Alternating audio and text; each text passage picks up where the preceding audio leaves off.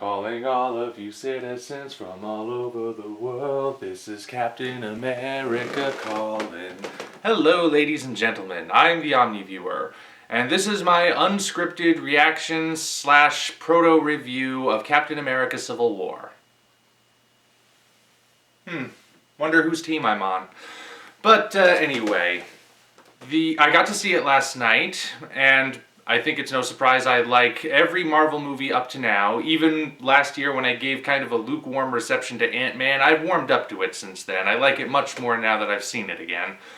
But as far as Civil War goes, once again, Marvel has basically hit it out of the park. It's getting kind of scary at this point that they are being that consistently good. And because I know a lot of you are waiting for me to say it, fine, I'll admit. Captain America Civil War is better than Batman v Superman Dawn of Justice. Which is not to say that I'm suddenly going back and conforming to the mass consensus that I think that movie's bad. I still do like Batman v Superman. You can't change my mind any more than I can change yours, and we're not even talking about that movie anyway right now. In fact, Civil War and Dawn of Justice have enough similarities between each other that it might be interesting to compare them one day, maybe once they're out on DVD. I will have to look into that. But yeah, I mean that. It's not just in the superheroes fighting each other either. Because this movie, I may as well tell you, because it's something you find out early on, it's the driving point of the film's plot. This is a movie that finally addresses that there have been some innocent bystander casualties throughout all of these movies. Quite a few, actually, and quite a few of them caused by the actions of the heroes. And yet when Man of Steel does it, that's a criticism. So make up your minds, and make them up fast, because that is the driving point that sets the whole Civil War in motion. And yeah, it's basically the realization that the heroes' actions don't always have the best of consequences.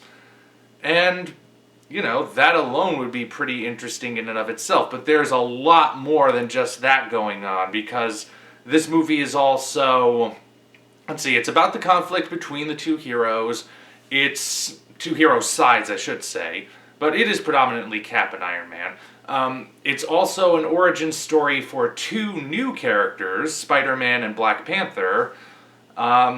There's a subplot that was not even hinted at in the trailers at all, which I'll only give you the briefest description of because I don't want to spoil anything too big. There are all sorts of... This is a busy movie. Another similarity it has with Batman v Superman, now that I think of it. And they managed to cram it all in and make it work, surprisingly. It's a long movie, but yeah, really long. The premiere started at 7, take away the trailers, which were like 5 or 6 minutes added to that. Basically, I was in the theater from 7 to 9:15, so yeah, this is a long one. Do not drink a large soda when you sit down in the theater. But not that I did. Off topic. Anyway, the movie, what was I even talking about? Yeah, it's busy, there's a lot going on, it's really long, but interestingly it doesn't feel long. That's the mark of a really good film, I think, when it can be a really long runtime, but by the end you think, wow, it's over already? Yeah, that's basically the long and the short of it, as far as that goes. As getting into the slightly more detailed aspect of things, I'm sure you're all wondering, Black Panther and Spider-Man, how do they fare? Both of them fare incredibly well. They are not the stars of the movie by any stretch. That still basically goes to Captain America and Iron Man, since the primary conflict is between them. But yeah, when they are on the screen, they are really, really good. Black Panther has more to do than Spider-Man. He's in it more. And yeah, I don't want to give too much away, but you know, it's pretty close to the origin he has in the comics, but never mind. The fact is, he's a really interesting character to follow, and I'm now really, really interested in seeing how they follow it up with his solo movie. I have seen one other version of Black Panther in the animated series, Avengers Earth's Mightiest Heroes. Not Avengers Assemble, the newer one, the one that only lasted 2 seasons that was much better. And I have to say, he was one of the weak points of that show for me because he was too perfect, I guess would be the word. He had no flaws, really. Or any flaws he did have were overshadowed by everyone else around him, so he wasn't really the most interesting character to focus on most of the time. Here, very interesting. He is a character I do want to see more of, both in and... I almost said in and out of costume. That would have sounded wrong. But both as a superhero and just as a character. Because as a superhero, when he's in costume as Black Panther, really kicks butt, let me tell you. And it's basically comics accurate. I mean, it covers him head to toe, no sign that he's even human underneath. He has the retractable vibranium claws. He owns it, man. He is cool. And has an interesting storyline to go along with it. And and that's when he's just acting as T'Challa. When, you know, not as Black Panther. He is a neat character to follow. Interesting story arc, and now I'm just rambling and repeating myself. I know a lot of you are also now curious about Spider-Man. Let me tell you, first of all, the suit you've seen in the trailers, not the finished product. Looks much better in the final film. But also, I think this might be the most comics accurate version of Spider-Man that they've done on film. Because, you know, he's still a kid, basically, still really, really young. Not like a child, but, you know, in his teens, like he started out. The expressive mask with the eyes that move look great. I mean, there was a chance they would have looked weird, but they look great. And it's amazing that they technically don't have that much movement to them, yet they're still really expressive. And he's cracking jokes pretty much all the time. He's talking through the whole battle like he does in the comics, which I think people will greatly appreciate because this one isn't mopey, and he also has an explanation for why he takes so much responsibility on himself that kind of makes sense, actually. It makes the most sense out of any explanation we've heard prior. Not to mention it fits in well with the rest of the movie. And I'm definitely interested to see that new Spider-Man movie now, too. I know I said in my last, Marvel characters I want to see list, I wasn't as interested in Spider-Man as the other characters, but that wasn't to say that I didn't like Spider-Man. I do want to see more of him now, especially now that he's back under the Marvel banner. But, yeah, this might be the best Spider-Man, and if you stick around after the end credits, for the very last stinger, Spider Stinger, I won't spoil it, but they introduce something into Spider-Man's arsenal that, if I understand correctly, hasn't even been in the comics in a while, and I'm surprised that they're bringing it back.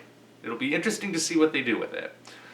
But something else that the trailers haven't even hinted at is the presence of Zemo. Now, this version of Zemo, in the comics, Baron Zemo is a member of Hydra. I mean, big surprise, practically everyone is a member of Hydra at some point in the comics. But, the version of Zemo that's in the movie, I'm not surprised he didn't make it into the trailers, actually, because there's not a whole lot about his subplot that I could really see them putting into the trailers and making it feel like it belonged in there, if that makes any sense. It does belong in the movie, trust me, but it's a very different kind of thing. Different, that's the word. This Zemo is different from his comics interpretation, and he's different from pretty much every other Marvel villain we've seen so far. Different than Ultron, different than Kingpin in the Netflix series, different than anyone on Agents of S.H.I.E.L.D. And, you know, I'm interested to see him come back as well, because that difference is surprisingly effective. And I don't want to give anything away, but I'm sure, you know, people will come along and point out all sorts of plot holes and conveniences that make his master plan kind of, like, make you wonder how much sense it actually does make. But for a comic book movie, it makes perfect sense, I think. And, you know, if they bring him back and have him step more into the role he has in the comics, I could easily see that happening. But I don't want to give too much away, like I said. I keep saying that, I know, but I want to make it very clear. Yeah, this was a really, really good movie. That big fight with all of the superheroes in it at once, which basically is the set piece of the movie. Really good. They bring in Ant-Man and Spider-Man, and they have... it is a load of fun. Loads of fun all around with that scene, because, I don't know, there's just so much that I know is going to make people happy about this movie. More so than the last one. The last one I reviewed, which was Batman v Superman. This is why I don't do unscripted videos all that often, because my mind works faster than my mouth does. But, if there's anything that bothered me about the movie, like, the one thing that really stuck out to me is that whenever they did a location change, the way they indicated it was to have the name of the place they were now at plastered across the screen in giant white letters that basically took up the whole image. No fancy effects or anything, too. They just appear, disappear.